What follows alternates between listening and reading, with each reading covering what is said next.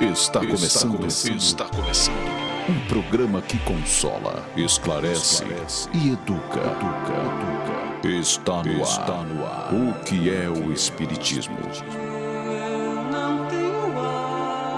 O que é o Espiritismo? Este programa tem o oferecimento da Associação Espírita Emanuel, localizada no bairro do Quatraque, 4, Rua 19, lote 37. Estamos iniciando o programa O que é o Espiritismo. Hoje temos a participação de dois companheiros que estavam aqui conosco, o Carlos Edson, trabalhador do Grupo Espírita Eurípides Bassanufo, e temos também a participação de Beth Bucão, trabalhadora do Centro Espírita Luz, Caridade e Amor, CELCA. Hoje o nosso tema será desencarne coletivos. Mas antes de iniciar o nosso tema principal, vamos harmonizar o nosso ambiente, tratar de trazer uma mensagem que traga paz, harmonia e tranquilidade a todos nós. A mensagem é: se creis em Deus, narrada. Aumentarás a solidão ou tristeza, porque te observarás em ligação constante com todo o universo, reconhecendo que laços de amor e de esperança te identificam com todas as criaturas. Se crês em Deus, nunca te perderás no labirinto da revolta ou da desesperação, ante golpes e injúrias que se te projetem na estrada, porquanto interpretarás ofensores e delinquentes na condição de infelizes, muito mais necessitados de bondade e proteção do que de fel e censura.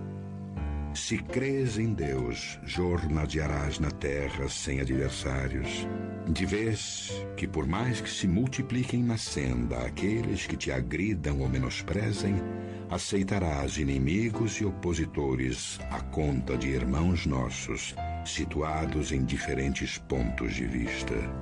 Se crês em Deus, jamais te faltarão confiança e trabalho, porque te erguerás cada dia na certeza de que dispões da bendita oportunidade de comunicação com os outros, desfrutando o privilégio incessante de auxiliar e abençoar, entender e servir.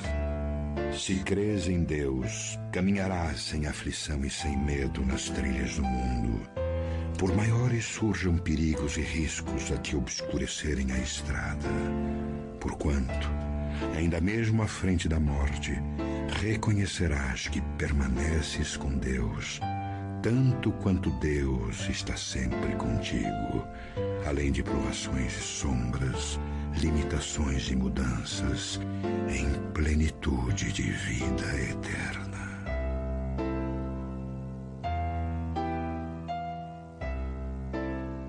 Estamos apresentando O que é o Espiritismo.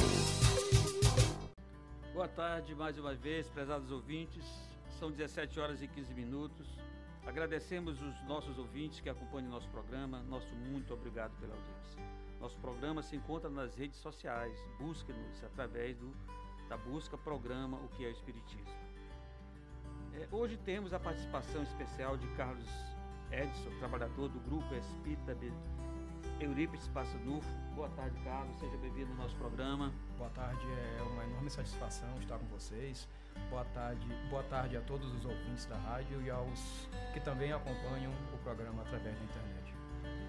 Temos também a participação especial de nossa querida amiga Beth Bucão, trabalhadora do Centro Espírita Luz, Caridade e Amor, CELCA. Boa tarde, Beth. Seja bem-vinda. Boa tarde, Reinaldo. Boa tarde, queridos ouvintes e todos os companheiros que estão fazendo esse circuito de muita alegria aqui nesta tarde de sábado, na nossa Rádio Ilha do Amor. Tá bom, meus queridos amigos, vamos entrar agora para a nossa roda de conversa. A partir desse momento, você acompanha a nossa roda de conversa. O Espiritismo em Debate. Prezados ouvintes, ligue-nos para o 3244-0864, 3244-0864, ou mande sua mensagem via WhatsApp 98483-4252. E os nossos companheiros estão aqui para responder as perguntas que vocês fizerem. Estou pronto Vamos lá. Hoje nós vamos falar de desencarnes coletivos. Um tema atual que vem palpitando na mídia constantemente. Nós estamos deparando com algumas situações dessas. Mas para nós começarmos, vamos primeiro explicar aos nossos ouvintes o que é desencarne. Por que os espíritas preferem utilizar a palavra desencarne em vez de morte? Beth, você pode nos responder isso? Ah, sim. Bom, a desencarnação, para nós espíritas, equivaleria a dizermos o falecimento do corpo físico, não é? Utiliza-se mais esta nomenclatura desencarnação porque a palavra morte, dizer que alguém morreu, que alguém faleceu, está muito impregnada, muito ligada àquela ideia do nada, do acabar, do destruir.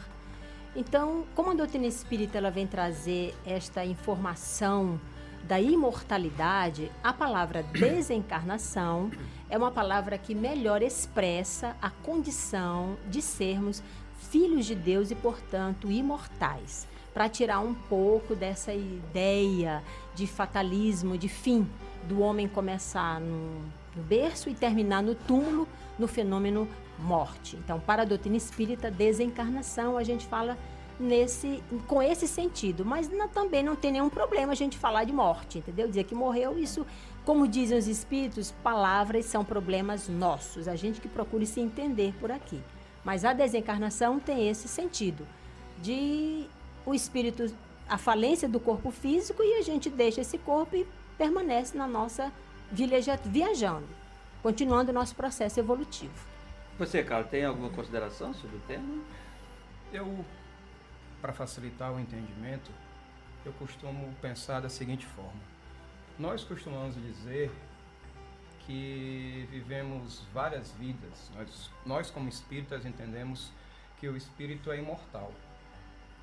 Mas, com essa consciência de que o espírito é imortal, seria mais correto dizer que, na verdade, nós temos uma vida única, imortal, dividida em várias encarnações, em várias passagens entre esses planos espirituais e planos materiais. E essas passagens, que nós, quando estamos ligados a um plano material, chamamos de desencarne.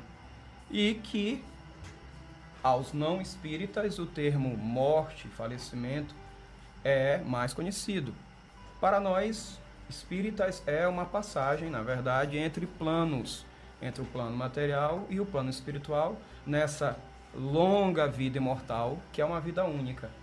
Então, por isso que nós achamos o termo desencarne, o desligamento do espírito de um corpo físico, de um corpo material, um termo mais adequado. Realmente dá a ideia de desencarne, desligar, soltar. Porque, na realidade, a morte é só do corpo físico, né? Então, desencarne é como se soltou, se desprendeu, soltou da carne, foi embora. Se desligou. Se desligou. Mas aí eu quero dizer o seguinte, o nosso programa agora vai ficar mais apimentado. Mais suadento. Chegou aqui a nossa companheira Isabela, hoje o programa será comandado por nós dois. Ela chegou aqui agora que ela estava palestrando em uma casa espírita, chegou agora aqui, mas ela vai começar, ela vai dar a contribuição dela agora que ela chegou. Boa tarde. Cheguei só para contribuir só com esse boa tarde mesmo, porque a discussão estava tão boa, tão gostosa, que eu vou deixar continuar, depois a gente entra aí melhor. Mas boa tarde, queridos ouvintes, é um prazer estar aqui com vocês. Como todo sábado, né, que a gente tem essa oportunidade. Então vamos continuar aqui no que a gente já estava fazendo. Reinaldo, conduz aí. Então vamos fazer o seguinte, vamos navegar por essas águas aí dos desencarnes. E aí eu vou fazer uma pergunta aqui que vai nos levar nessa viagem. Todos nascemos com o dia certo para desencarnar? Bom questionamento, também quero saber. Beth? E olha, eu ainda quero acrescentar mais uma pergunta. Dá para saber o dia do desencarne? Isso. Eita. Bom, dentro da concepção espírita, a gente sabe que o homem ele é um complexo tríplice. Nós somos um corpo, perispírito. Na verdade, nós somos espíritos que estamos ligados a um perispírito e que formamos um corpo físico no momento da fecundação. Esse todo processo ele tem uma projeção de tempo, de de energias que nós vamos precisar para esse corpo passar por aquilo que nós, enquanto espíritos, necessitamos para o nosso aprendizado. Então, há pessoas que necessitam, digamos, de meia hora de estar aqui, aqueles que necessitam de 10 anos, 20, 30 anos, são cotas de energias que existem nesse corpo físico.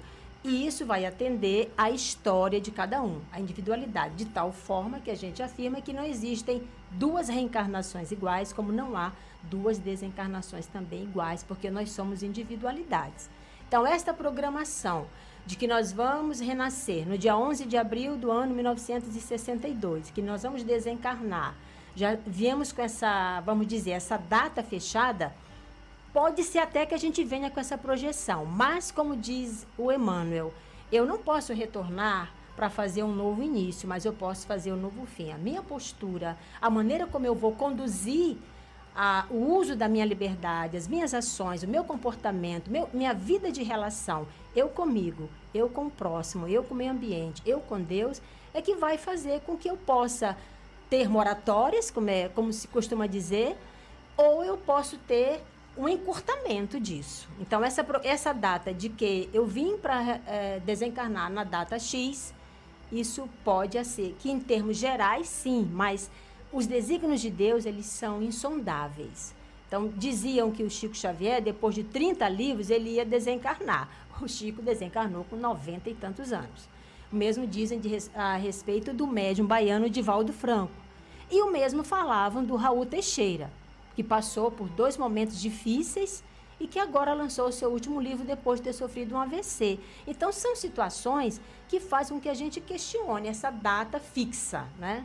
Eu acho que essa data pode até ser que tenha essa previsão da gente ter tanto tempo, porque nós temos uma programação ali, mas isso eu posso modificar com a minha conduta, como eu posso também acabar, pelo uso que eu possa fazer do meu livre-arbítrio, cair naquele quadro que o André Luiz nos fala de ser um suicida inconsciente. Então, se eu levo uma vida sem regras, sem disciplina, que me leva sempre à contramão das leis divinas, isso pode comprometer bastante a saúde do corpo físico e, consequentemente, esse carro que eu uso, ele vai ter avarias mais cedo do que a gente pensava. A gente lembrei agora aqui do codificador, quando ele estava nesse afã de codificar o trabalho, de juntar essa informação toda muito rica para legar para a humanidade, teve um momento que ele teve um processo assim, ele deu um piripaque, como se costuma dizer.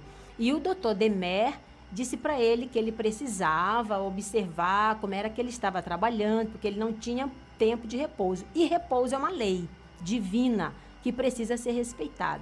E ele disse, se você desencarnar agora, amigo, você vai chegar aqui na condição de suicida, porque ainda tem muita coisa para você fazer. E Allan Kardec caiu na real, né? Então, pessoal, partindo desse raciocínio que a Beth colocou e já tentando entrar no assunto, ela falou uma coisa interessante, que ela falou assim, ninguém nasce igual nem morre igual. E aí, entrando então nesse tema de hoje, né, que são os desencarnes coletivos, como é que é possível, né? Porque acaba que num desencarne morreram iguais, digamos assim, no sentido de na mesma situação.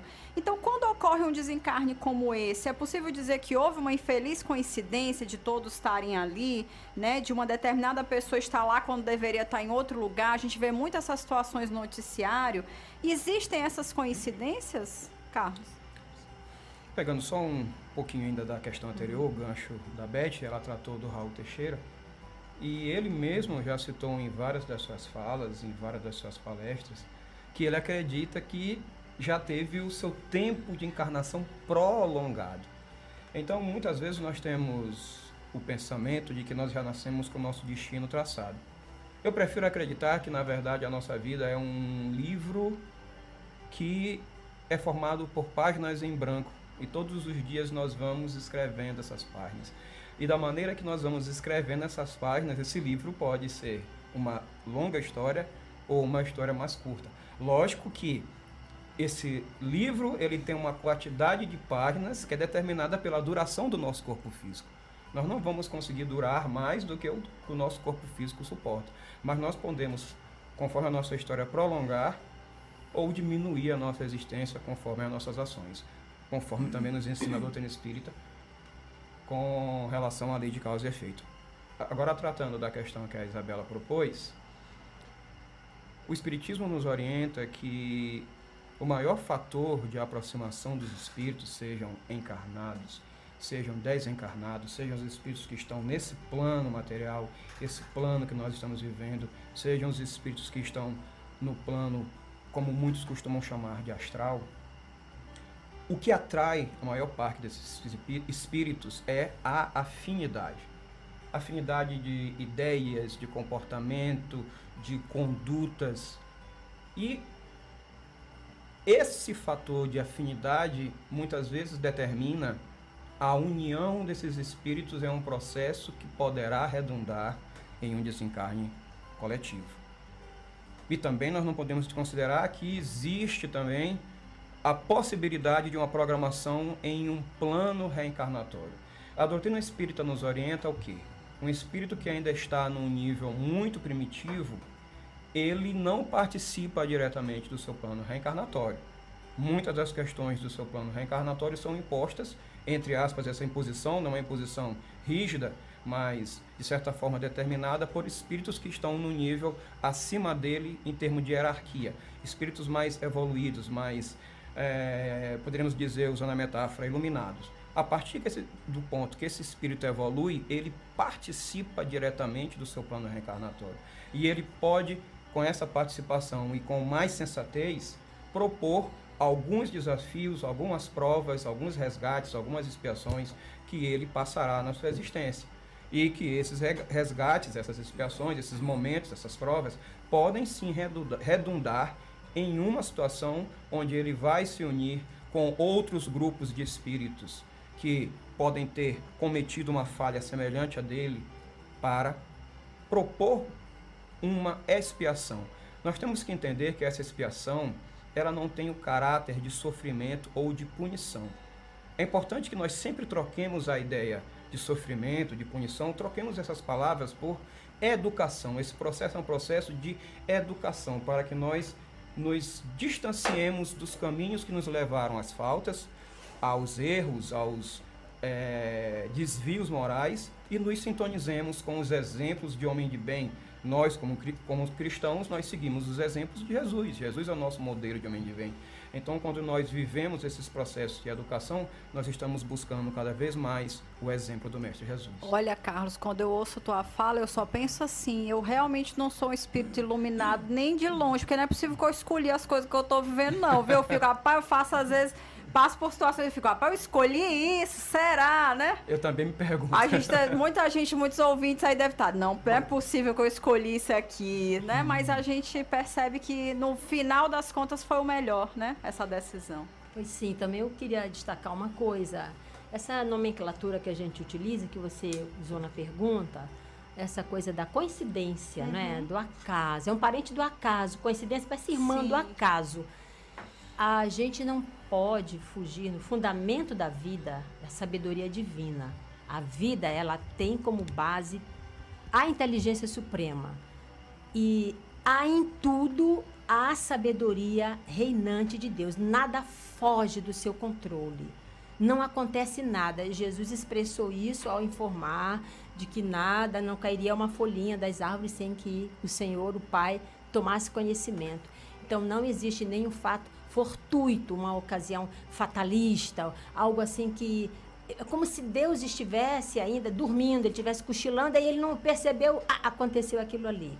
Como o Carlos bem falou, nós somos atraídos consoante a nossa afinidade para aquele ponto, chamado um ponto magnético para onde eu vou, assim como eu, por gostar de futebol, no domingo à tarde, eu vou atraída para o campo de futebol ver meu time jogar. Quem não é de futebol vai para o cinema. Então, nós vamos atraídos para aqueles locais onde nós sentimos vontade de ir. E aí, faz essa reunião para que ocorra esse fato que hoje é o motivo da nossa conversa, que são as desencarnações coletivas, ou as expiações coletivas, que, na verdade, é a desencarnação de mais gente, porque a morte é fato.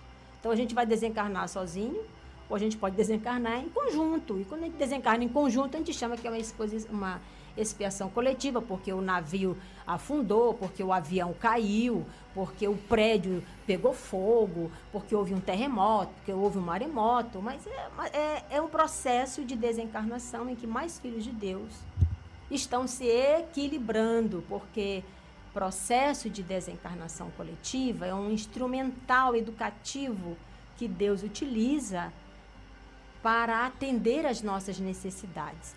É porque a gente olha com um olhar assim, muito de medo e essa postura de que onde é que está Deus? Por que ele não viu? Que a gente costuma, geralmente, não viu que é uma criança, e essa bala perdida, enfim.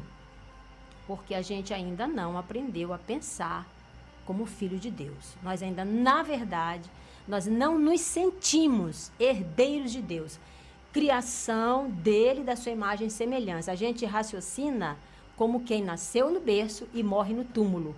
Aí a gente fica apavorado, porque meu filho pegou fogo, porque minha mãe foi soterrada, e aí eu acho que minha mãe era o corpo, meu filho era aquele corpo, e aí eu não consigo. Não é? E todas aquelas pessoas que passaram por esses dramas na época do Chico, e foram lá e tinham notícia dos seus arrebentos, dos seus corações, diziam que estavam vivos, mostrando este consolo que a doutrina espírita trouxe para a humanidade, como se costuma dizer, a doutrina espírita matou a morte, né? Ela não tem esse caráter de fim, né? Beth comentou agora a respeito das balas perdidas. Eu lembrei de um grande companheiro espírita, que foi minha primeira aproximação que eu tive quando me liguei ao movimento espírita, o Alexandre, já desencarnado, já retornou à pátria espiritual. Sempre que ele tratava do acaso, ele falava da bala perdida e ele brincava: não existe bala perdida, a bala te encontra. A bala achada. A bala achada, né? Ela te encontra. Ele sempre usava essa metáfora para apontar que a vida não é feita de acasos. Ela tem um desígnio, ela tem uma razão de ser. Muitas vezes nós, devido à nossa ignorância, o nosso entendimento ainda equivocado a respeito de Deus, nós nos sentimos injustiçados nessas situações. Mas o fato é, sempre há um caráter educativo nessas vivências, apesar de difíceis. Apesar de parecerem difíceis para nós ligados a um corpo físico. Então, que às vezes nós pensamos que é coincidência, né? É um reajuste com a lei. Nós estamos reajustando com a lei de Deus. Naquele momento, são escolhas que nós fizemos, porque em nós, no nosso perispírito, fica aquela mancha daquilo que nos atormenta. Fica aquela, toda vez que nós, como espírito, olhamos para nós, essa mancha aqui, esse mal, essa coisa que eu causei está me atormentando, eu preciso me livrar disso. E como é que eu vou me livrar disso? Através de passar por uma prova que eu fiz alguém passar. Então, quando eu me proponho a isso, que eu vou passar por essa situação, eu passo por essas situações que a lei me atrai para isso, para que eu cumpra a minha função, a minha tarefa naquele momento. E quando eu saio disso, eu digo, graças a Deus, me livrei daquele incômodo da minha vida. Mas é isso mesmo, muito bom. Me permita um comentário a respeito do que você falou. Muitas vezes há uma confusão a respeito disso que você acabou de tratar. Existe a lei de causa e efeito, que muitas vezes ela é equivocadamente chamada de ação e reação. Não é ação e reação. Reação e reação, se a gente fazer um paralelo com a física, ela diz que para toda ação há uma reação da mesma intensidade e sentido contrário. Mas a lei de causa e efeito, ela não funciona assim. Na verdade, nós vamos reparar muito menos do que nós praticamos. Porque senão Deus não seria misericordioso. Justamente. Eu tenho um exemplo muito didático para darmos um entendimento disso. Eu sempre uso esse exemplo. É o exemplo do assassino serial, que nós conhecemos pelo termo em inglês serial killer. Imaginemos que um assassino serial que praticou 30 assassinatos, ele tivesse que voltar 30 existências para ser assassinado da mesma forma, ia ser, na verdade, não causa e efeito, ia ser ação e reação. Ia ser algo que não ia terminar nunca. Porque quem assassinou o serial killer também precisaria ser assassinado da mesma forma. É um ciclo que não tem fim. Isso, lei de Talião, que foi uma lei que Jesus reformou, não é? Ele disse que você deve amar, inclusive, os seus inimigos. Então, a lei de causa e efeito, ela age de outra forma. Esse serial killer, que crime ele cometeu diante da lei de Deus? Ele cometeu um crime contra a vida. E como que ele poderia reparar um crime contra a vida? vir em uma posição, em uma outra existência, onde ele iria lidar com respeito à vida. Ele poderia vir como um profissional da saúde para justamente tratar aqueles a quem ele fez mal numa existência anterior. E assim ele iria reparar a falta que ele cometeu. Não é ação e reação, é causa e efeito. E a causa e efeito sempre te orienta para o caminho do amor. Estamos apresentando o que é o Espiritismo. Bom, estamos de volta com mais um programa, O que é o Espiritismo? Hoje, numa edição super especial, com a presença de 2 locutores, o Reinaldo e a Isabela, e a participação aqui mais do que especial dos nossos convidados, Carlos Edson, Beth Bucão, conversando hoje sobre desencarnes coletivos. Veio uma pergunta agora há pouco do Raimundo, que ele queria entender, né? Quando a gente falou sobre essa ideia de várias pessoas desencarnarem num único evento, ele se perguntou aqui e mandou a pergunta pra gente perguntando: o sofrimento, né, num desencarne coletivo é igual para todos que desencarnaram naquele evento? Não. Não, como nós já falamos anteriormente, nós somos individualidades dotados de livre arbítrio. Então, nós escrevemos a nossa própria história. O sofrimento, ele é consequência de ações que cada um executou. Em geral, o sofrimento, na verdade, é uma consequência de um ato que nós executamos e que contrariou a lei divina que está inscrita em nossa consciência. Isso é que causa dor na gente, que é o sofrimento. Que, na verdade, é a oportunidade da gente se recuperar. Tudo é ponto de vista, né, Beth? É uma maneira como a gente vê, exatamente. Tudo é uma questão de ponto de vista. Então, não existe, assim, um padrão de sofrimento. A desencarnação é coletiva, desencarnam 1000 pessoas, 300 pessoas. Olha, tem um filme, lembrei agora aqui, que retrata muito bem aí aquele tsunami que aconteceu e transformou um filme, não é? Muitas pessoas desencarnaram, houve uma família que padeceu muito e acabou sobrevivendo. Cada um ali sofreu do seu jeito, os moradores, as populações ribeirinhas que ali se encontravam, os turistas, nem todos sucumbiram naquele tsunami, porque cada um tem sua história e Deus é justo. É isso que torna a vida realmente feliz da gente viver. Carlos, exatamente isso. Vou te deixar falar que me veio um questionamento sobre essa ideia do tsunami. É importante notar o seguinte: o momento do desencarne para aquele grupo de pessoas que por alguma razão estão vivendo aquela situação é o mesmo. Não necessariamente a experiência da passagem vai ser igual para cada um deles. Cada um vai ter uma experiência distinta. Não vai ser um sofrimento de mesma intensidade, não vai ser um processo com a mesma intensidade igual para cada um. Cada um vai ter o seu momento específico. Em alguns casos, existem aqueles que fazem a passagem instantaneamente, outros ainda levam tempo, e tem os que sobrevivem. É importante nós compreendermos isso. Muitas situações dessas, existem pessoas que sobrevivem àqueles casos. Alguns, inclusive, são muito gratos a Deus por terem se livrado da passagem naquele momento. E outros, inclusive, existem casos documentados sobre isso, ciências do comportamento, como a psicologia, estudam muito isso. Pessoas que vivem situações como essas e sobrevivem, elas começam a buscar um novo sentido para a vida, porque elas se questionam por que tantos pereceram e eu consegui não perecer, consegui estar aqui. E elas dão um novo significado para a vida, elas passam a ver a vida por uma nova ótica, elas passam a viver a vida com um novo sentido. E muitas vezes até se espiritualizam mais. Existem casos de pessoas que não eram espiritualizadas e buscam se espiritualizar mais para entender esse novo momento de vivência, apesar de ter passado por um momento tão difícil. Sim, aproveitando esse gancho, né, do exemplo desse fenômeno do tsunami, Como é que a gente pode entender, sem revolta, eventos catastróficos, né, como um tsunami? A gente teve um que ocorreu aí na Indonésia em 2018, e eu lembro bem que nós tivemos mais de 2 mil mortos, né, de corpos encontrados, 10 mil feridos, 5 mil desaparecidos. Seria correta a afirmação de dizer que foi Deus quem quis assim, no caso de um evento, de um desastre natural? Bom, seria o mesmo da gente admitir que Deus é um matador profissional, né? Então, dizer que Deus quis assim, não. A gente lembra que Deus nos criou simples e ignorantes. Nos dotou a todos, indistintamente, da capacidade de desenvolver seus talentos, que nada mais são. Talentos foi a palavra utilizada por Jesus, que é uma metáfora para dizer as marcas de Deus em nós.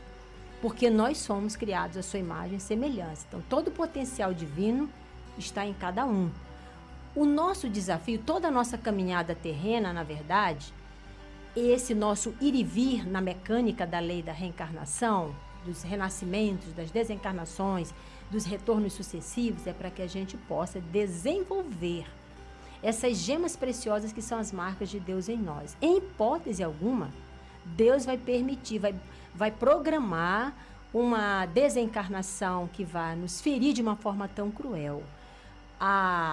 Como já falamos anteriormente, nós somos atraídos por uma questão de afinidade. A lei de atração nos leva para tal lugar, também muitas das vezes por uma questão de escolha. Porque quando nós estamos fora do corpo físico, o entendimento da vida é outro. É por isso que o André Luiz afirma na obra Os Mensageiros, quando a gente está se preparando para reencarnar, a gente costuma dizer, num dito popular, que a gente vai fazer e acontecer. Promete mundos e fundos, como a gente diz. Ele diz, chegou aqui, quando a gente sofre o choque com a matéria física, aí a gente se encanta com as paisagens terrenas, com as exigências do corpo físico, e a gente começa a achar que a gente é corpo físico e começa a querer um paraíso aqui, a felicidade aqui, e começa a ter o medo de retornar ao plano físico. Porque, na verdade, tudo aquilo de 100% que a gente prometeu fazer, ou que estava previsto para a gente realizar, a gente acaba fazendo apenas 10%, 15%. São as palavras lá do espírito revelador, que é o André Luiz. Então, acontece muito isso. A gente é atraído para aquele lugar. Deus, as suas leis são imutáveis. Se o filho está indo na contramão, ele utiliza recursos para que ele possa voltar ao bom caminho. Então, a desencarnação coletiva, as chamadas mortes coletivas, elas são esse instrumental que Deus utiliza através, no caso que a Isabela falou, dos tsunamis, dos terremotos, porque são flagelos naturais. Né? Esses são desencarnações coletivas causadas, no caso, causadas por fenômenos naturais, que, segundo os espíritos, ocorrem para acelerar o progresso da humanidade. E quando a gente observa esse fato, quando a gente fala assim, o tsunami, terremoto, não morre só pessoas, também animais, as plantas, é um todo que se modifica para haver uma transformação mais intensa na vida daquelas individualidades que pensam, que escolhem, que são os filhos de Deus, que são os espíritos, né? Como também naquela paisagem. E a gente pode atestar isso quando da bomba atômica em Hiroshima e Nagasaki, o Japão se torna uma grande potência depois disso. Todos os locais por onde passa um flagelo natural, ele daqui a pouco se transforma em algo bem melhor, que as pessoas daquela geração talvez não presenciem, mas que fica para as próximas. Então, não é porque Deus quis assim. Na verdade, foram escolhas que, com o uso do nosso livre-arbítrio, ao longo da nossa história, nós escrevemos e que culminou nessa chamada coletiva, porque se fosse aguardar que a gente fosse nesse passo de formiga, ia demorar muito mais esse processo evolutivo.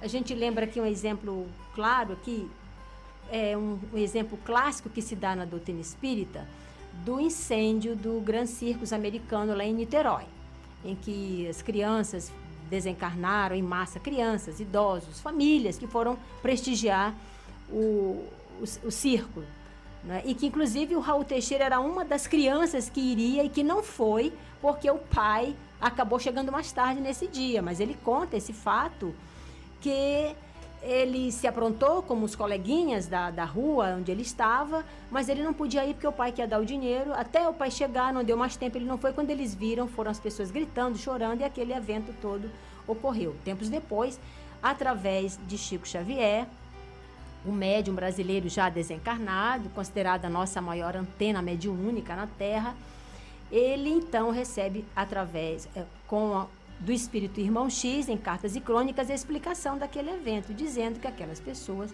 tinham sido aqueles que promoveram o incêndio de cristãos no ano de 177. O Gran Circus americano aconteceu em 1970, alguma coisa, lá em Niterói. Aí a gente fica imaginando, né? 61. Quantos séculos se passaram? 18 só, né, Beto? Não é? Quantos séculos? Quer dizer, Deus, olha qual o cuidado dele. Eu fico assim emocionada quando eu reflexiono sobre isso. Porque o cuidado dessa inteligência suprema com todos os seus filhos não é uma coisa assim, você fez isso aqui e você amanhã já vai, porque não vai adiantar. Ele espera um processo de maturação para que no dia aprazado aquele filho possa verdadeiramente usufruir o lado bom daquela experiência. Então se passaram 18 séculos aqui, que o Reginaldo fez as contas aqui para nós. 18 séculos para que aquela porção de filhos de Deus, aquela humanidade que estava no Império Romano, que coletou, invadiu casas com crianças, com mulheres, com idosos, e tocaram fogo para alegrar o lazer do poderio romano na época, que mandava no mundo. 18 séculos depois, esses nossos irmãos resgataram, para que eles pudessem aproveitar. A sabedoria divina faz isso.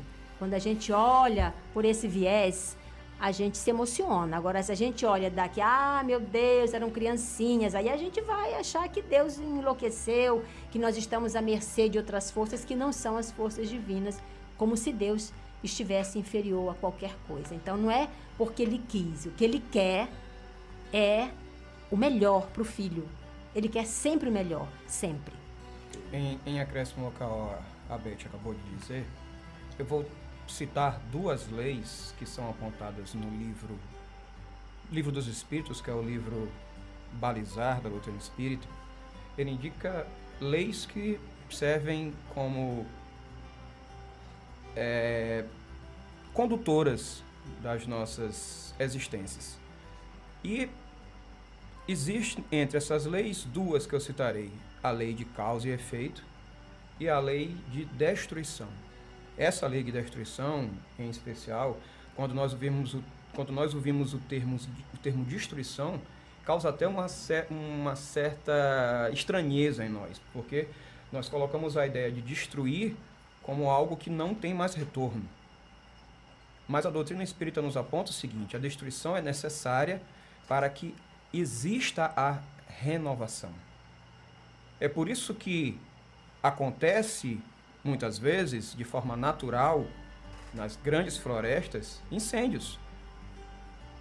Pode cair um raio e esse raio causar um incêndio naquela floresta. Mas esse incêndio vai ter, após o seu fim, preparado o terreno que já poderia estar debilitado em seus nutrientes, para que novas árvores mais fortes floresçam. As mais antigas pereceram no incêndio e novas irão surgir e vai haver uma renovação. Então a lei de destruição, às vezes, serve, na maior parte das vezes, ela serve justamente para isso, não é às vezes, na maior parte das vezes ela serve para isso, para que exista, na verdade, uma renovação. Renascimento, isso mesmo. E a lei de causa e efeito nos aponta para o seguinte, para ser bem didático: a sua escolha vai trazer um ônus ou um bônus. O bônus vai nos levar ao crescimento espiritual.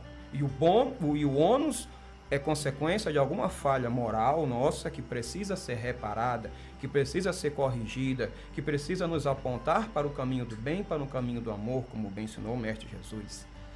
Então, muitas vezes, situações que nós vivemos, na verdade, foram causadas por nós mesmos em situações pretéritas. E nós precisamos passar por um processo de reparação, de aprendizagem, para que nós nos sintonizemos com ideias de boas condutas. Então, na verdade, os momentos que nós passamos, sejam eles de mais positividade e aqueles que nós passamos por algumas dificuldades, na verdade, são todos necessários para essa nossa caminhada de crescimento moral. Os momentos positivos servem para que nós nos mantenhamos mais motivados e mais perseverantes.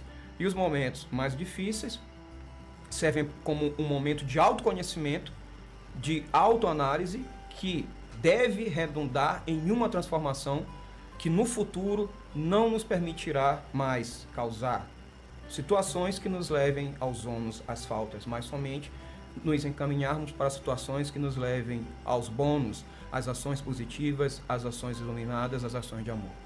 Ok, muito bem.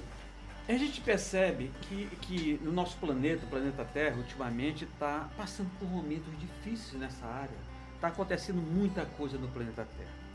E aí a gente vê o seguinte: quando nós estudamos a doutrina espírita e aprendemos sobre a evolução dos mundos, os mundos evoluem, né? Nós vemos que a Terra está no nível de provas e expiações. Será correto afirmar que os desencarnes coletivos é uma expiação? Rinaldo, me permita uma observação, não querendo discordar de você, por favor, não é isso. Mas só para trazer uma reflexão. Nós sabemos que a Terra, o planeta Terra, apesar de muitos acreditarem por outro viés, mas o que a ciência nos mostra, já existe há bilhões de anos.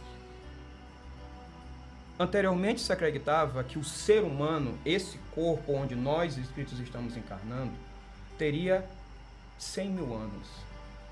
Encontraram um fóssil mais antigo que apontava que o homem tinha 200 mil anos. E mais recentemente encontraram um novo fóssil que aponta que o ser humano já surgiu há pelo menos 300 mil anos. 300 mil anos. Quantos anos nós temos de civilização? Só temos somente 10 mil anos de civilização. Ou seja, nós passamos 290 mil anos como seres extremamente primitivos. E nesses 10 mil anos, vejam só o salto que nós demos em relação aos 290 mil anos. Foi um salto enorme, se nós formos comparar, lógico, o tempo, a proporção do tempo. E existem cientistas que apontam que, na verdade, o planeta Terra não estaria tão bem como está agora. Nós já vivemos eras mais primitivas, nós já vivemos eras onde já existiu mais guerra, mais barbaridade, nós já vivemos eras onde doenças matavam de maneira extraordinária. A peste, na Idade Média, dizimou praticamente metade da humanidade. E hoje nós temos poucas doenças que ainda são incuráveis, e essas poucas doenças não conseguem alcançar um grau de epidemia como as pestes tiveram em tempos pretéritos. Ou seja, nós temos essa ideia, às vezes, por olharmos só para o momento em que estamos vivendo e não olharmos no contexto histórico, de que nós estamos vivendo momentos difíceis. Mas, na verdade, a humanidade nunca esteve tão bem. Nós evoluímos em 10 mil anos o que não tínhamos evoluído em 290 mil, desde que o ser humano surgiu na Terra, e que nós, considerando que estamos encarnando em espíritos humanos. Eu só queria trazer essa reflexão para todos nós. Nós estamos vivendo, sim, momentos que pedem reflexão, que pedem desafios, que são momentos onde as pessoas hoje estão muito individualistas e pensamentos muito polarizados, onde nós não conseguimos compreender que o outro tem liberdades de pensar de forma diferente da gente, e muitas vezes o pensamento do outro serve para ampliar os nossos horizontes. Nós ainda estamos com essas dificuldades, mas se nós nos propormos a fazermos isso, nós vamos conseguir encontrar muito mais equilíbrios e vamos passar com mais facilidade desse estágio de provas e expiações em que nós estamos. Sim, correto, gostei. Mas a gente está vivendo momentos difíceis. Estamos sim. Não estamos passando por um momento fácil. O momento é difícil, está tendo guerra para todo lado, é morte, é desencarne coletivos, várias coisas. Então nós estamos fazendo um momento que a gente fala momento de transição. O retrato contemporâneo hoje, né? é um momento de transição. Pela evolução que já tivemos, pelo desenvolvimento intelectual que já conseguimos adquirir, nós ainda estamos vivendo um momento difícil pelo nosso egoísmo, pelo nosso orgulho. Nós ainda estamos vivendo um momento muito difícil, não é isso? O que a gente vê por aí afora. Nós estamos vendo bem aqui um vizinho nosso, a Venezuela, o que está acontecendo, né? Então a gente vê que nós passamos por esse momento. A gente vê, né, o que eu quero que vocês me respondam. Esses momentos que nós estamos passando, que o nosso planeta ainda é um planeta de provas e expiações, se esses desencarnes coletivos é caracterizado como expiação? É uma expiação, porque é a história do ponto de vista, né? Uhum. Se a gente considerar a expiação, o que é a expiação?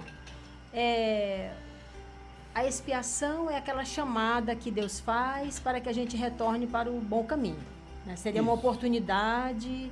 É uma chamada mais enérgica, né? Digamos exatamente. Assim, né, como é que vamos quitar aqui, tem uma dívida pendente, vamos resgatar bem aqui, Precisa né? resgatar agora. Que nem a gente faz aqueles mutirões de isso, negociação que todo verdade. mundo vem jogar sua dívida, né? Se a gente observar também, a expiação, ela é um exercício de empatia que a gente sofre, né? Que a gente é convidado a vivenciar. Porque que eu tenha me arrependido é o primeiro passo, segundo Allan Kardec.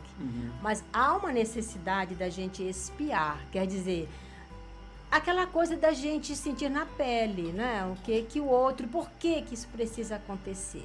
Porque como é que eu vou conseguir falar com autoridade sobre algo que eu nunca experienciei? Não tem como eu fazer isso. Como é que eu vou reparar algo se eu primeiro não passar por esta experiência? Não é? Então, essa expiação, ela tem esse sentido da gente mudar de lado. Aquela expressão, traduzindo aquela expressão de Jesus: embainha a tua espada, porque quem mata pela espada perecerá. Então, esses ferros que a gente fez alguém sofrer, como o Carlos já até mencionou, a gente vai acabar experimentando um pouquinho, que é pra gente dizer assim, bom, agora eu sei o que é passar fome, agora eu sei o que é não ter uma casa, agora eu sei o que é não ter um salário legal, porque geralmente eu já devo ter tido isso, joguei tudo pelo ralo, né? Não soube administrar, enfim. E a partir daí, esse processo de maturação que a gente vai... Isso vai fazer com que o Filho de Deus, mature, amadureça. E aí sim, aí ninguém agarra mais ele. Porque agora ele vai dizer, olhar para trás, não quero mais. Agora eu vou para frente.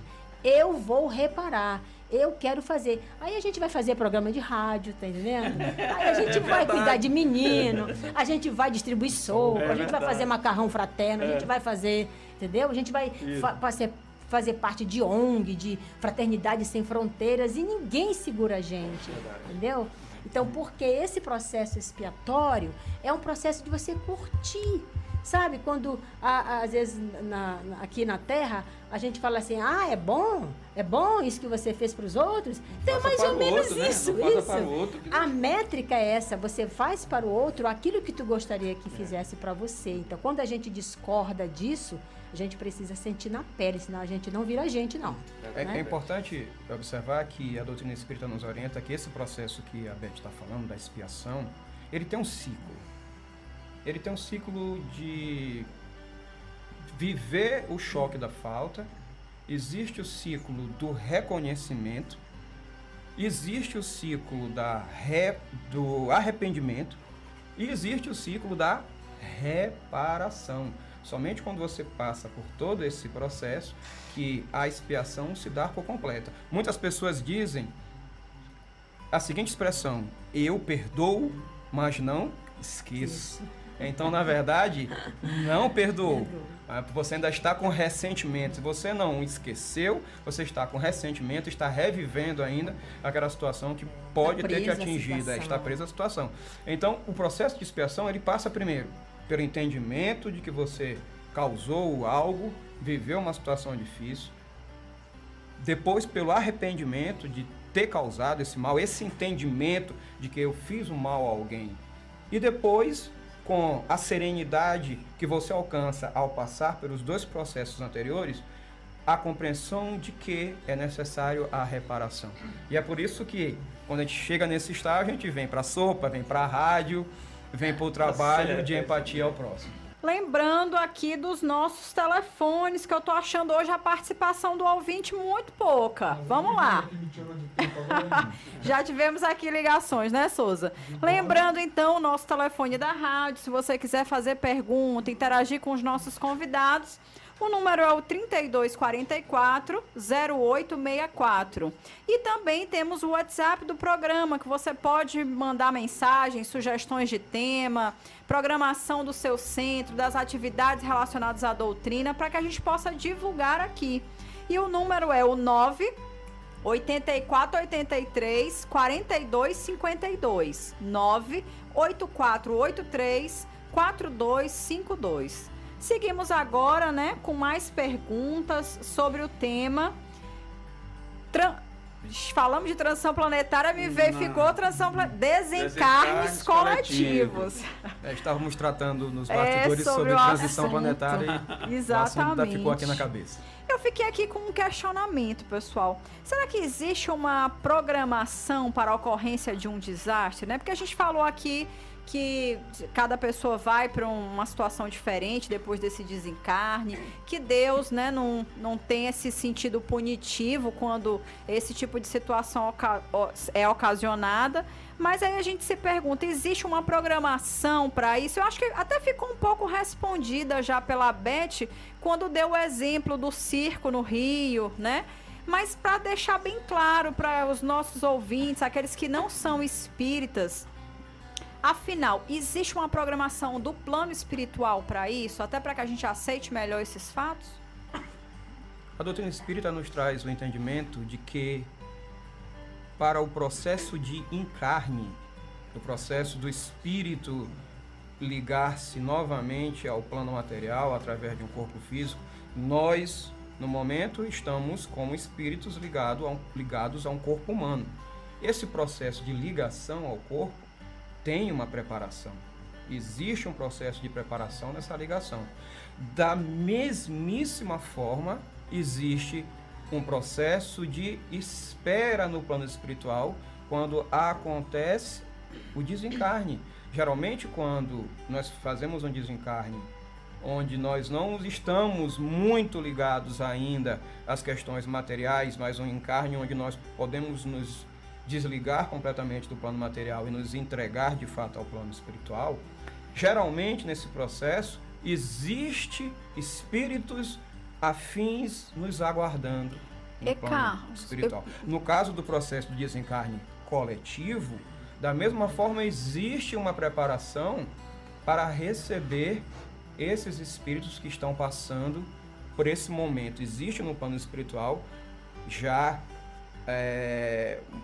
equipes espirituais que estão aguardando por aqueles espíritos que estão desencarnando naquele momento. É lógico que é um momento de muito mais caos, de muito mais atenção, de muito mais dedicação das equipes espirituais, mas esse processo também tem o respaldo do lado espiritual, no sentido de estarmos sendo amparados por espíritos que estão empenhados em receber aqueles que estão fazendo uma passagem, por mais difícil que ela seja. Beth? Gente, existe uma diferença, Beth, entre um desencarne coletivo provocado pelo homem e um desastre coletivo natural? A gente poderia entender de forma diversa ou tudo faz parte desse mesmo planejamento? Olha, eu entendo que uma desencarnação coletiva provocada, cuja causa, né, atestada, foi um terremoto, a estabilidade de placas tectônicas, ou que causou tsunami, é uma causa natural, né? Dentro daquele raciocínio que já foi falado, sim, que não precisa uma pessoa nascer para me matar porque eu matei, e aí aquilo não acaba nunca. Então, são fatos que são prováveis de ocorrer no planeta que assim como os seus habitantes, também está no processo de evolução, de aprimoramento. Então, antigamente, mais do que hoje, muitos vulcões em atividade, isso levou à desencarnação e ao desaparecimento de algumas cidades, porque era algo que era natural, são fenômenos naturais, né? Como a gente já falou, e o codificador fala na lei de destruição sobre flagelos, que são fenômenos naturais que visam dar esse aceleramento. Quando essa desencarnação coletiva, ou essa expiação coletiva, ela tem o homem como causa, eu faço a diferença, porque aí você vai ter o escandalizador, né? Aí você vai ter aquela advertência de Jesus, né? O escândalo, era necessária a expiação? Mas Ai de quem né? vê. Ai de Então, quem, né? que pena que Instrumento, foi... né? Exato, porque aí você Para que a lei acaba tendo um comprometimento com a lei que tanto já foi falado aqui, que é a lei de causa e efeito. Então, uma coisa é as pessoas serem abafadas por uma empresa, por uma barreira, né? Que houve uma falha humana, houve um descaso. Uma negligência. Uma negligência, não é? O gestor público não cuidou da sua população, não usou as suas reservas administrativas para cuidar. E aí eles moram trepados em morros, aí chove. A lei natural, se choveu, a terra está úmida, vai desabar, né? Então, isso acaba contraindo débitos com a lei, que poderão ser sanados logo agora, ou então isso vai ficar para uma outra próxima oportunidade, constituindo novos episódios, né? Então, É o instrumento, né, que a lei natural, que a gente tem que trabalhar mais como a lei, que não é nem Deus, é a lei, ele criou a lei.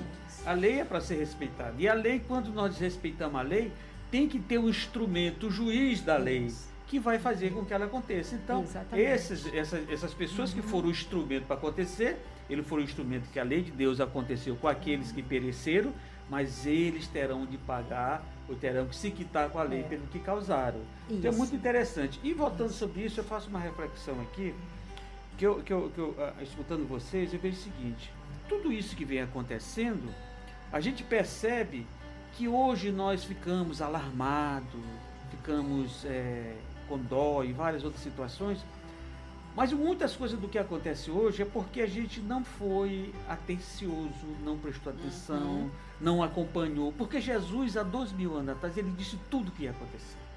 Mas Jesus não disse que ia acontecer para acontecer. Ele disse, olha, vai acontecer tudo isso daqui a alguns anos, se preparem. E nós não nos preparamos. Nos preparamos do quê? O que se for falado agora? Escrever as nossas vidas num caderno em branco para a gente escrevendo. E a gente se escrevendo de todo jeito. Uma página aqui, outra acolá, uma rabiscada, outra não. E a gente, tudo que Jesus disse que ia acontecer, está acontecendo e nós não nos preparamos. Isso. Então essas coisas que vêm, é porque Jesus diz, olha, cuidado, porque senão vai acontecer. Tem uma casa, você está construindo, você chega o dia e diz, ó, o CREA chega e diz, olha, cuidado com essa casa, do jeito que você está construindo, ela vai cair. E a pessoa não presta atenção e ela vai cair. Assim fez Jesus e nós não cuidamos dessa casa que ele preparou para nós e nesse momento as coisas estão acontecendo. Nós estamos sendo instrumento de derribar a casa e a lei da natureza, a natureza também está fazendo esse instrumento. Então acho que isso está acontecendo em função de nós não termos acompanhado. Da negligência, da gente não cumprir com o nosso dever. Aí a gente é um auditor, a gente chega lá naquela discoteca, diz, olha, mas não pode ter isso aqui. Aí o cara, não, cara, mas... Aí a gente aceita uma propina, aí a gente faz vista grossa, aí vem o bombeiro também faz, aí vamos dar festa. Aí tem um curto-circuito, lá vai, entendeu? Porque é uma lei natural, as leis físicas também são leis divinas. E aí não tem como, né? Não tem como, verdade. Mas pra gente mais uma perguntazinha aqui pra gente, né? Qual a grande lição que nós tiramos desse desencargo coletivo?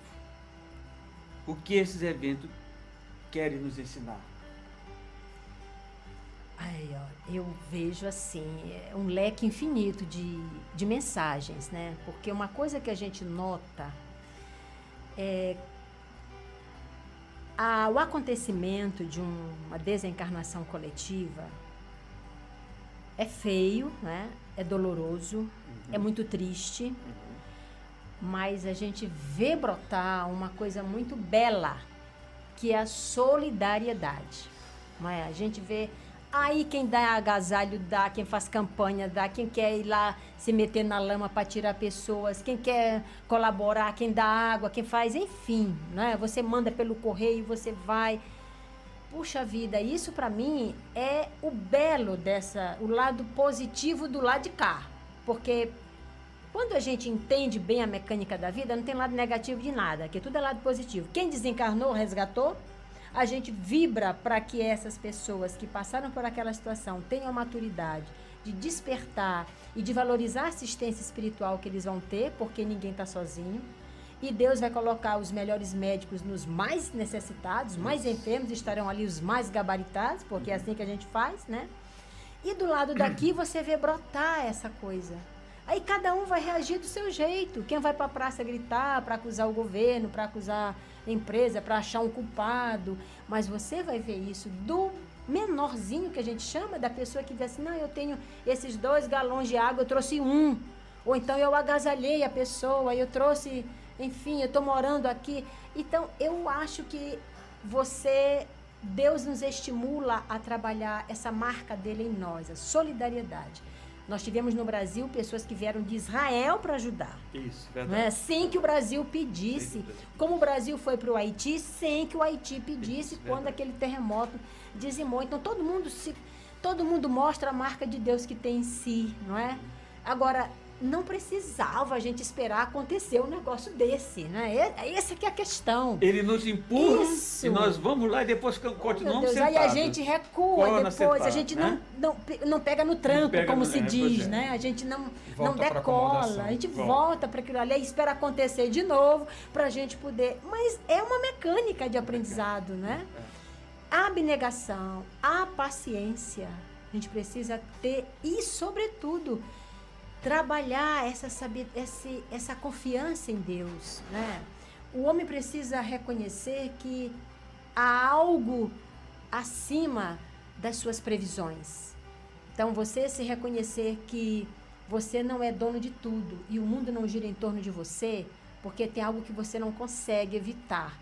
Então, isso para mim, é um solavanco para a humanidade.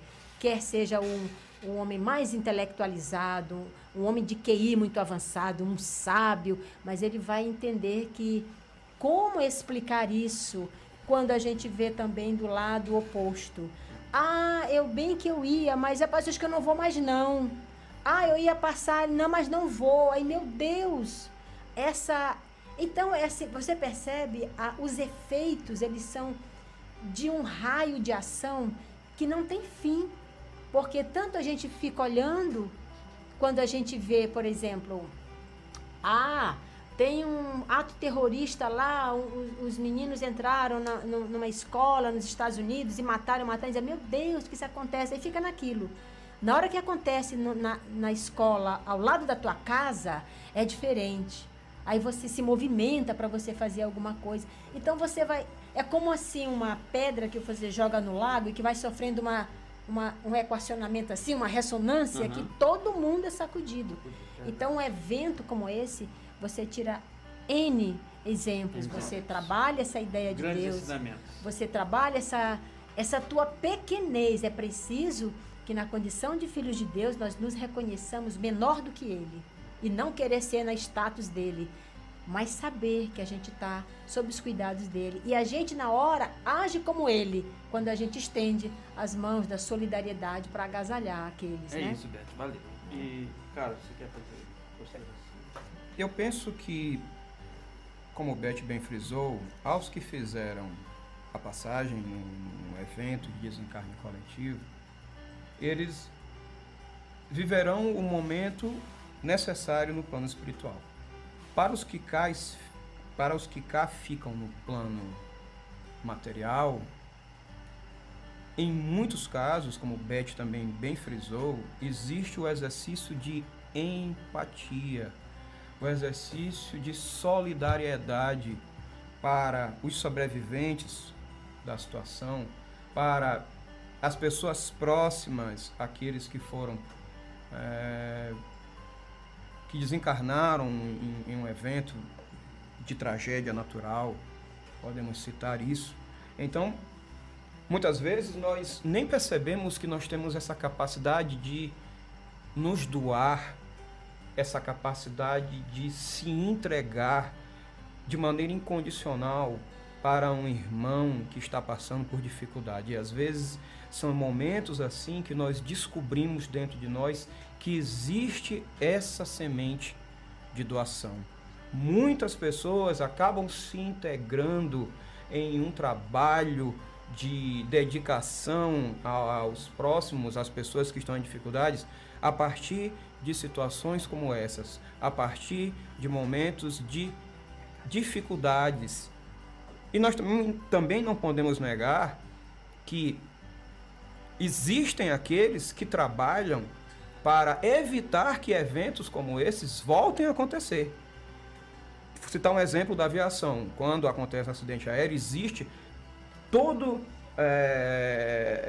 um processo de investigação, de estudo para que um evento daquele não volte a se repetir e novas vidas não passem por algo do tipo.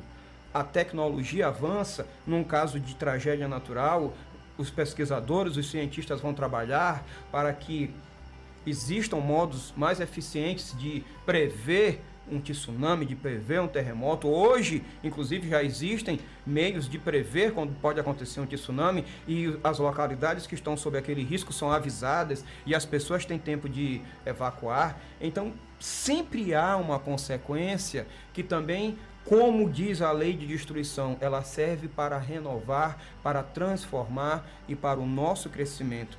Sempre, apesar do evento ser trágico, de muitas vezes nos marcar de uma maneira forte, de deixar saudade, é importante nós dizemos o seguinte: não é porque o espírita acredita que exista essa vida imortal, que o processo da morte não é uma separação definitiva. Quando nós perdemos um ente querido, nós também sentimos saudade, nós também sentimos falta, nós também vivemos o luto, nós também vivemos a dor. O que nos move é somente a esperança de que nós vamos reencontrar aquele que partiu. Mas nós também vivemos o luto, nós vivemos a dor. Nós também passamos por esse processo. E muitas vezes a nossa crença na vida imortal é justamente testada quando nós perdemos um ente querido. Aí que nós vamos saber se realmente nós temos essa esperança, essa crença de que Deus não nos desampara e sempre nos permite uma oportunidade de seguirmos em frente. Então, os desígnios de Deus sempre nos levam para o caminho do bem, o caminho do amor. O que nos falta muitas vezes é a compreensão de como isso se dá. Ok, então, o grande ensinamento disso é que Deus está nos mostrando um caminho, né? Então o assunto acho que foi bem debatido e alguém que ainda quiser entender melhor esse assunto, nós temos alguns livros de Divaldo, psicografia de Divaldo através do Espírito Manuel Filomeno de Miranda, que é Transição Planetária, tem esse... Amanhecer de uma Nova Era, é uma trilogia, né, na verdade. E Perturbações Espirituais. Além disso, tem também na internet um vídeo que eu tive acesso, um vídeo pequeno, 15 minutos, de Haroldo Dutra. É só botar Haroldo Dutra, Brumadinho. Ele faz uma reflexão com propriedade sobre aquele que aconteceu em Brumadinho agora. Então, quem quiser entender mais o assunto, busque essas fontes que vão realmente compreender melhor. Mas foi muito bom. E agora é o seguinte, eu queria ver, Beth, fale um pouquinho da sua casa espírita. Solta a vinheta, produção. Solta a vinheta, produção. Acompanhe agora o quadro Minha Casa Espírita. Conheça um pouco mais sobre as atividades desenvolvidas pelos Centros Espíritas do Maranhão. Vamos agora. Beth, fale-nos um pouquinho da sua casa espírita. Das atividades abertas ao público e o endereço, né, para os ouvintes. Eu tenho a grata satisfação, digo mesmo a honra, o CELCA, o Centro Espírita Luz, Caridade e Amor, para mim foi a minha estribaria, foi lá que eu renasci, né? Então, ele funciona na Rua Medeiros de Albuquerque, número 52, no bairro do Codozinho, ali no centro da cidade, mediações da Madre Deus, do Lira, Belira. Nossa reunião pública acontece todo sábado, às 16 horas. Temos grupos de estudo, o grupo do Núcleo de Estudo e Pesquisa do Evangelho NEP está acontecendo agora, às 18 horas, é um grupo que eu coordeno, né? Hoje eu deixei um substituto, que é o Alan Carlos. Ah, pronto. Que é o meu Que já participou aqui com a pra gente eu também. estar aqui, né? O Paulo é o nosso vice-presidente, né? Eu sou secretária atualmente da instituição, a nossa presidente é a Cecília, também parece-me que já veio por aqui. Já teve. E O trabalhamos... Celta está muito presente aqui. Verdade.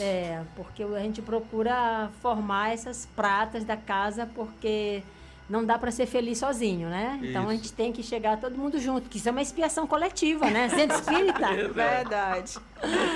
E é isso, gente. Todos estão convidados. Quem quiser visitar, a gente posso agradecer? Claro. Tá aqui, agradeço ao Reinaldo, ao Souza, à Isabela, o convite. Estamos à disposição, ao Carlos, que eu conheci. É um jovem muito simpático, porque rádio a gente não vê, né? Conhece só, vai idealizando pela voz, mas o Carlos é um jovem aqui muito simpático. E a gente está à disposição. E quer apenas enfatizar os nossos ouvintes, dentro de tudo que a gente refletiu, a gente jamais, em qualquer situação de expiação, de noticiário da mídia, dentro dessas catástrofes, a gente nunca atribua esses fatos a uma força que seja maior do que Deus. Deus nunca perde o comando de nada. Tá tudo certo. A gente pode não entender, mas tá tudo certo. Um dia a gente compreende. A gente nunca pode largar a mão de Deus, como a gente costuma dizer aqui, dando forma agora humana para Ele. A gente nunca se afasta de Deus, seja o que for que aconteça no mundo, Ele sabe. E isso é o melhor. E a gente trate de tirar a lição e se movimentar para fazer a nossa parte para tudo ficar melhor. Muito obrigada. Ok, Beth. Obrigado. Carlos, fale da sua casa espírita. O grupo espírita Eurípides Bazanunfo, ele já tem mais de 3 décadas de existência na cidade. Ele surgiu inicialmente do trabalho muito perseverante de uma figura muito conhecida no movimento espírita, Vilma Mendonça. Beijo, Vilma, se estiver ouvindo a gente. Que apesar, quem conhece Vilma sabe que ela teve problemas de saúde durante a sua adolescência, e esses problemas a deixaram com dificuldades físicas, dificuldade de movimento, e isso nunca foi impeditivo para a Vilminha trabalhar na seara do bem. E nós não podemos falar do grupo espírita Eurípides Bazanunfo sem lembrar da figura da Vilminha. Muito obrigado, Vilminha, por ter muito carinho por mim e por ter me recebido na casa espírita há 8 anos atrás com esse ideal de transformações de vida. O grupo espírita Eurípides Bazanunfo transformou a minha vida. Falando das atividades da casa, eu convidaria aquele que quer tomar conhecimento do espiritismo, até não necessariamente para se tornar espírita, mas para ter um momento de serenidade, de harmonização, que a casa espírita sempre nos traz essa boa energia.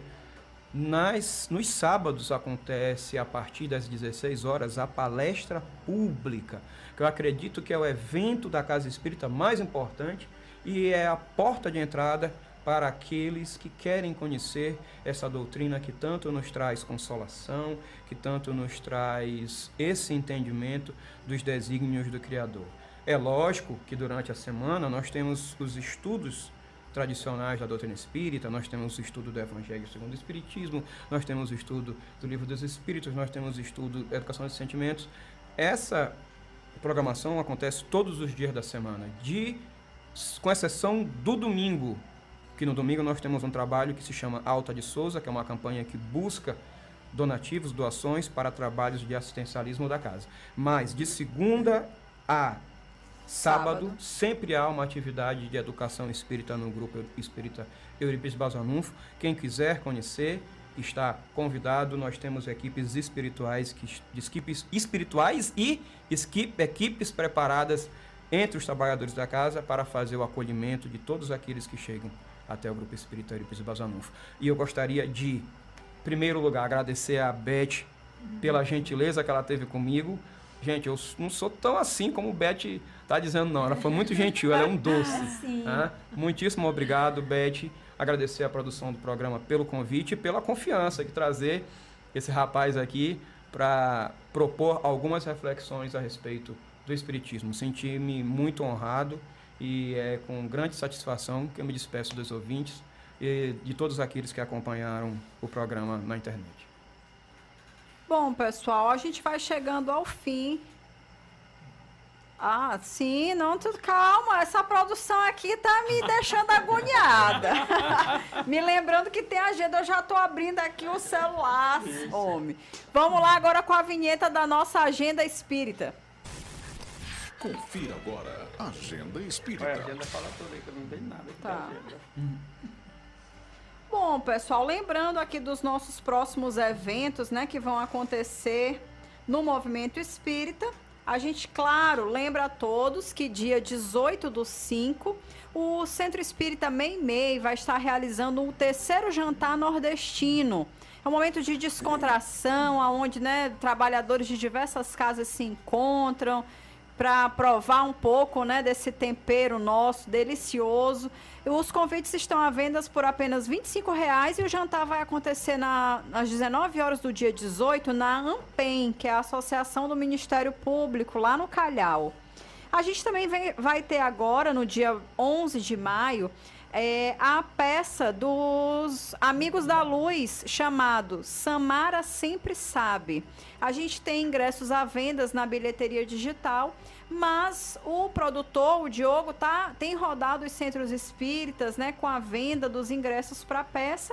E a gente lembra que próximo dia 16, os espíritas já estão ansiosos, né, pelo lançamento do filme do Kardec, que é uma superprodução, aí está muito aguardado esse filme, a partir do dia 16 nos cinemas. Lembrando também que nós temos um centro espírita que está fazendo a venda de um ingresso ao custo de R$ 20,00, hein, gente? Um preço muito em conta, inclusive a pipoca e o refrigerante, que vai ser uma sessão, 2 sessões que eles vão realizar aqui no Shopping Rio Anil, no domingo, dia 20, no horário das 17 horas, tá? 5 da tarde. Os Amigos do Bem, não é isso que está promovendo? Amigo do Bem? Não, o Amigos do Bem é a peça. Tem certeza? Ah, o Não. nome do centro? Do centro? Ah, sim. Amigos do Bem. Amigos do bem. Amigos da Luz, que eu já tô Amigos confundindo. do Bem, menina. Amigos da do Bem é o Luz centro. Isso, o que é um centro que tá fica ali promovendo. próximo do Nhozinho Santos. Isso, que está promovendo. Exatamente. Na rua lateral, Nhozinho Santos. Isso, então a gente convida a todos, lembrando também que o Carlos não falou, mas o Eurípides fica lá na Alemanha. Isso, na Alemanha, Avenida dos Franceses 722, Isso. bem ao lado da quadra de esportes da Alemanha. É super fácil de achar. Na Alemanha, subindo próximo ao viaduto, aquela ladeira Exato. da Alemanha, do lado de quem desce, há uma quadra de esportes, e ali entre a quadra de esportes e uma concessionária de carro, há uma entrada de carros, há uma entradinha que dá acesso ao grupo Isso. Espírita Eurípides Bazanufo. O portal está Tem sendo portal luminoso pela espiritualidade, porque o portal luminoso material está Não em tá reforma, funcionando. e em breve vai ser colocado um novo. Pois, Mas é pessoal, fácil de encontrar. A gente vai se despedindo, mandando um beijo muito caloroso para os nossos ouvintes, sem esquecer, claro, da nossa ouvinte mais assídua, a Isabel, lá do Parque Shalom, que mandou beijos Cadeira para cativa, o sobrinho né? Carlão, mandou beijos especiais e um abraço carinhoso para a Beth, mandou dizer que é fã da Beth, viu, Beth? Muito obrigada. Diz que quer um beijo seu. Muito Tia- obrigada. Isabel. Isabel, muito obrigada, Isabel. Um beijo pra você também. Quando Beth Forte aparece lá no abraço. CVV, ela não falta. Tia- Eu disse, vou ter que trazer Beth todo domingo aqui, né? Tia Fátima, muito obrigado por puxar meu saco mais uma vez, tia. Valeu. Linda Aurim Obrigado, também tia, um abraço, está nos cheiro. ouvindo. Um beijo carinhoso. Anunciação. Toda a galera do grupo Divulgar, que é o grupo que coordena esse programa, né? Bom, pessoal, a gente vai se despedindo sem antes, claro, lembrar do nosso próximo programa, que vai ser comandado pelo nosso amigo Brito. Um beijo, Brito. Estamos te aguardando aqui domingo que vem para conversar sobre o tema Maria de Nazaré. E dentre as nossas convidadas, nós temos a Alcina, do Humberto de Campos, e a Ana Marques, do Fraternidade. Sábado que vem estamos de volta, hein? Até lá! Eu só queria voltar a agradecer a Beth e o Carlos pela participação. Muito obrigado por vocês estar conosco hoje aqui. Então, a gente vai ter outros convites, temos uns assuntos, estamos à então, muito disposição. obrigado. Agradecemos aos nossos ouvintes pela participação. E no próximo sábado o convite está feito Estamos aqui aguardando todos vocês, os nossos ouvintes.